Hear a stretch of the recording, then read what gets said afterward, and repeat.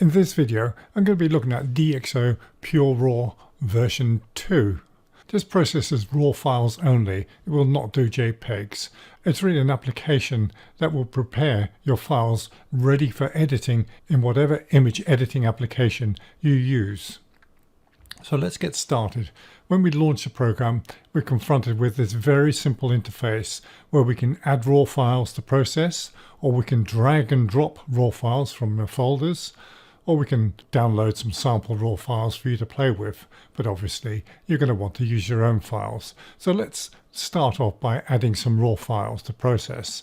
We click on this and your Explorer window will open. I've already got this set to a folder full of files. Now these are files that were shot with a Panasonic GH5, which is a Micro Four Thirds camera, and it's not renowned for its low light capabilities. So let's see what we can do with PureRAW 2. I'm going to select all of these files here. These are all RAW files. Click on the first one, hold the Shift key down, click on the next one there, and we'll go to Add Photos. And here we are. They're all added immediately to the browser window here. So I'm not going to process all of these in one go, although we can batch process them. I'm just going to process one just to give you an idea of how simple the interface is. This review is actually going to be looking more at the results rather than the technicalities of the interface itself, but I'll just briefly go over them. So I don't want to process all of these, so we click on this top button here where we'll unselect all the pictures. And I'm just going to process one file only. And the file I want to process is this one here. And this is one that was shot at 6400 ISO. So we selected this picture. And now we can click on the Process Photos. And we've got a very, very simple interface that's come up. With RAW processing, we can go for high quality prime or deep prime. By default, it's set to deep prime, and this is going to give you the best results. It's also going to apply some optical corrections. DxO has a database of over 70,000 lens and camera combinations. And the Panasonic is obviously included in this, as are Canon cameras, Nikon, Sony, etc. It's going to apply some global lens sharpening, and it's going to correct some lens distortions, especially if you've shot with a wide-angle lens. The output format, you can either select JPEG or DNG, that's digital negative. DNG will maintain the raw file qualities of your file. And so once you've opened it up into your Photoshop or Capture One or Affinity, DxO, whatever, you're going to have the full capabilities that a RAW file offers. The destination folder, by default, DxO will create a folder where it will store all the processed files, or else you can select to have a custom folder. I'm going to put it into a custom folder. So now we've selected one image, we can process this.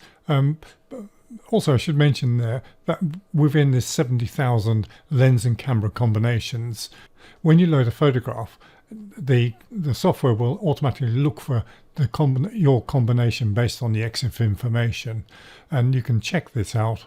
And here we are. It's telling me it's a Panasonic camera with the 12 to 60 millimeter lens. It's automatically downloaded the profile of this camera for me.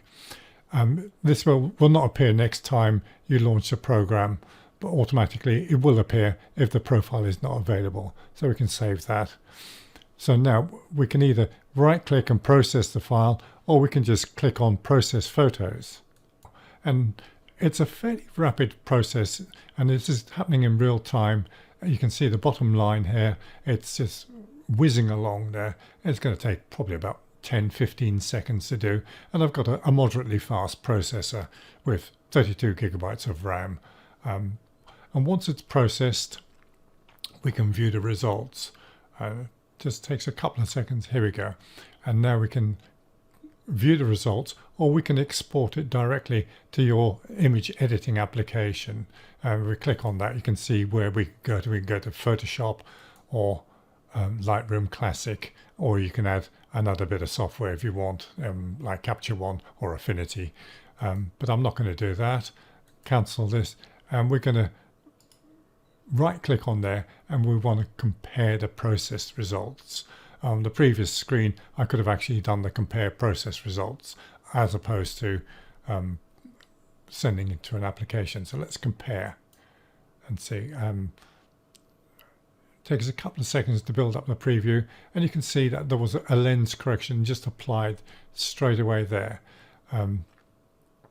If I now move this slider along, you can see that lens correction. See, there's a bit of barrel distortion. We can see that curves there. But the real beauty of this software is when you zoom in on this, and we'll zoom in on this, and we can see the amount of noise on the left-hand side here and how it's cleaned up that noise.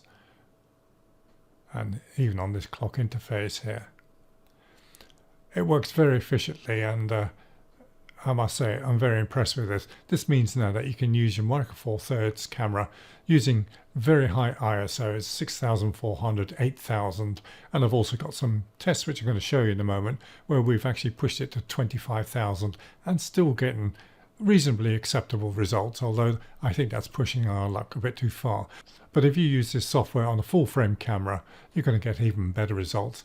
Now, before we move on and look at some sample photographs, let me just show you a few more features on this interface. As you can see, there are some dots above images, and these are images that have already been processed. We can look at the processed images by clicking on the process button, and that shows us the 4 photographs that have been processed. Or we can click on the unprocessed ones, and this shows us all the photographs that are ready to be processed. So I'm going to look at the processed photographs, and let's look at one in greater detail, and let's choose this one here, and we'll right click on this and we'll compare processed photographs. Now by default we've got a split screen here, but we can also turn off the split screen and see the full image, or if we hold down this bottom button here we can see the before and after. Now as you can see here, there's a lot of distortions on this photograph. It was shot with a very wide angle lens. DxO, in its database of 70,000 camera lens combinations, actually has my lens and camera combination stored, and it will correct that. And there we are, we've corrected all the lines here. We can also zoom in on this, and we'll click on 2 to 1, and let's have a look at some of the mantelpieces. In fact, we'll go 1 to 1, I think, and we can see this is the after result. If we click on this button on the bottom right hand side, we can see the before, and this is the raw file itself with all the color noise and all the other artifacts that go along with this, distortions included. And we can see how DxO has actually removed all that noise. So now let's move on and look at some comparison pictures. Our first image is an interior shot at 4000 ISO, again with the Panasonic camera. And I'm going to show you the 3 methods of processing from high quality, prime and deep prime. And I've actually rendered this in the 3 different settings: high quality, prime and deep prime. So let's have a look and see what the differences are. So taking first the high quality mode, we can see there's a lot of noise down in the shadow area here. Detail has been lost in the handles, and there's not very much detail in this, I presume it's a butter dish. Going on to the prime version, we've got more detail in the handles here, in the lock, not so much noise in the shadow areas, and a little bit more detail in the butter dish. On the deep prime version, we've got excellent detail on the handle and on the locks here, and very little noise in the shadow areas. The butter dish has also got good rendering on there. Now this is an interesting comparison. I've rendered our raw file as a deep prime file, DNG, and that's the first one here. And then I've also rendered that same file as a JPEG, and we can see the difference in quality here. The JPEG has come out quite nice. There's a lot of warm tones on there, and there's a lot of detail maintained in the tablecloth here as well. And whilst I was shooting raw files, I also shot JPEG at the same time. The camera will shoot both JPEG and a raw file. And this is the out of camera JPEG at its finest setting. And we can see how much detail's been lost in the tablecloth, and including on the handles of this dresser here. So let's zoom in on this a little bit, and we can have a look at there, and I'll do a direct comparison. In fact, we go to Window, Arrange, Match All, and now you can see that each version there, there's the raw file converted to DNG, and this is the raw file converted to JPEG, and this is the JPEG straight out of camera at the same time as I shot the raw file. If we move this around, we can see the tablecloth, how much detail has been lost. In fact, we've gained quite a bit of detail on this here. The DNG file obviously is the better file.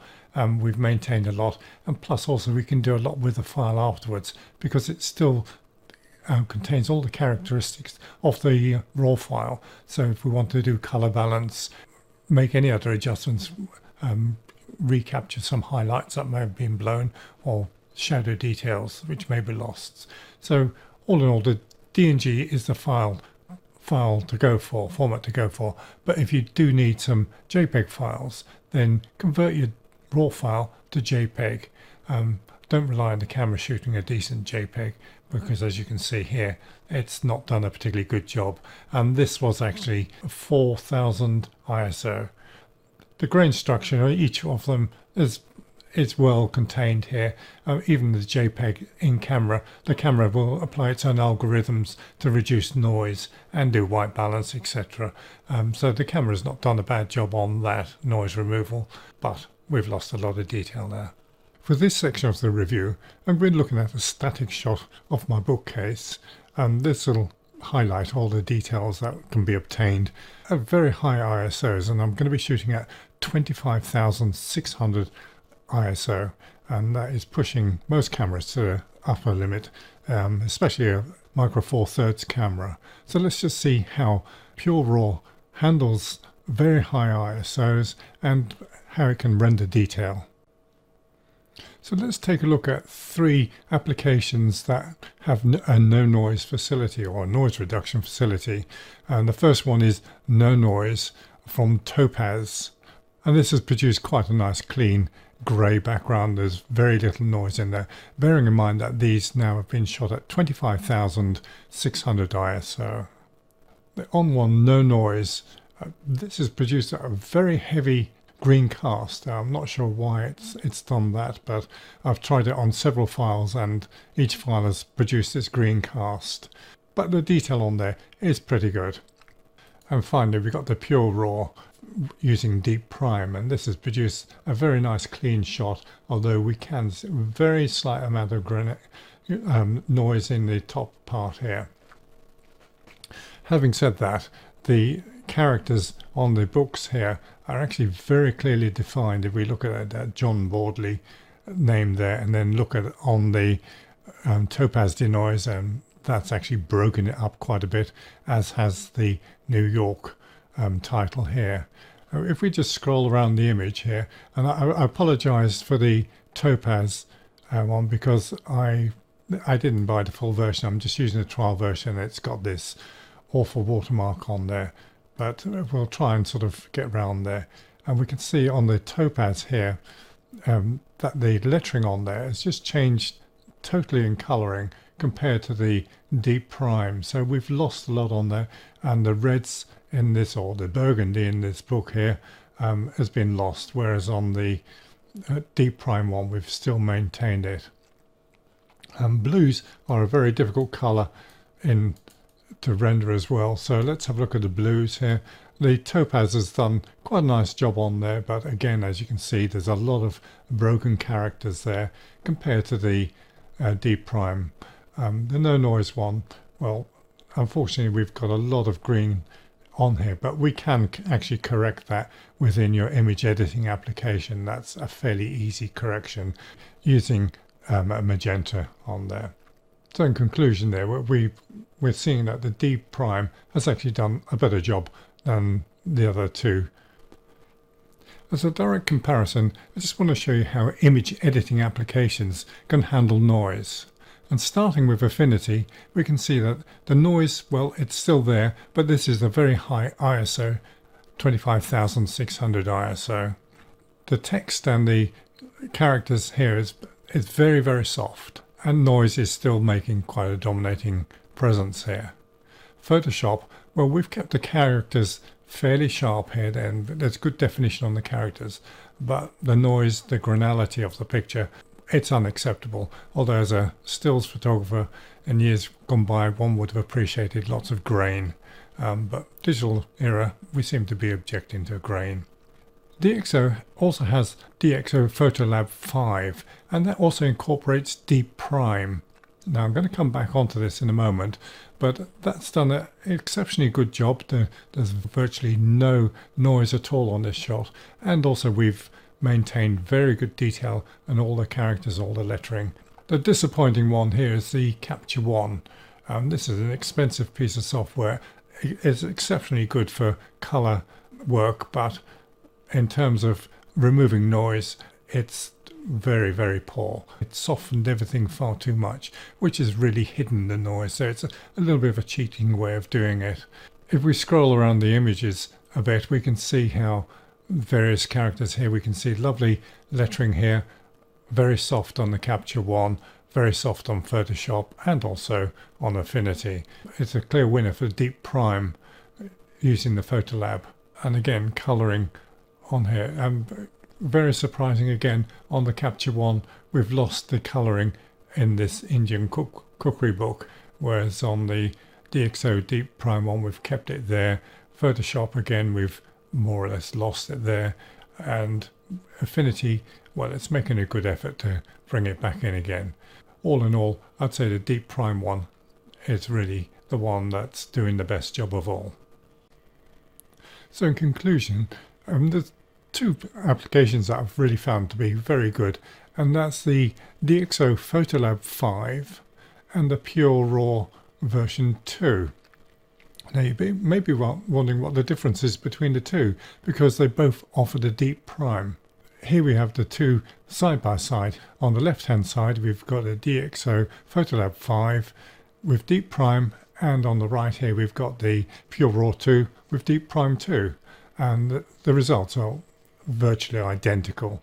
Very small differences here and there, but nothing major. So why would I want to buy PureRAW if I'm using PhotoLab DxO 5? The short answer is you wouldn't actually want to buy it. But if you're using Photoshop or Capture One or Affinity or anything else, then PureRAW will actually process your files ready for you to bring into your image editing application. And as I've just shown you in the previous section there, that the PureRAW will actually do an excellent job on actually removing noise from an image, sharpening up an image. The only one slight downfall on the PureRAW is that I don't have a lot of control over the sharpening aspect of the image, and you do have that in the PhotoLab DxO 5 or DxO PhotoLab 5, should I say. That does give you the full control on how much sharpening you want to apply.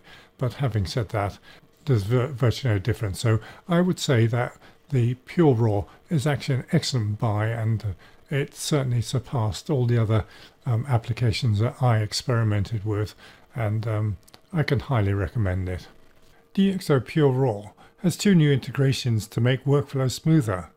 Lightroom Classic users can right-click on a number of RAW files and have DxO PureRAW process the images, creating a new DNG files back into the same folder.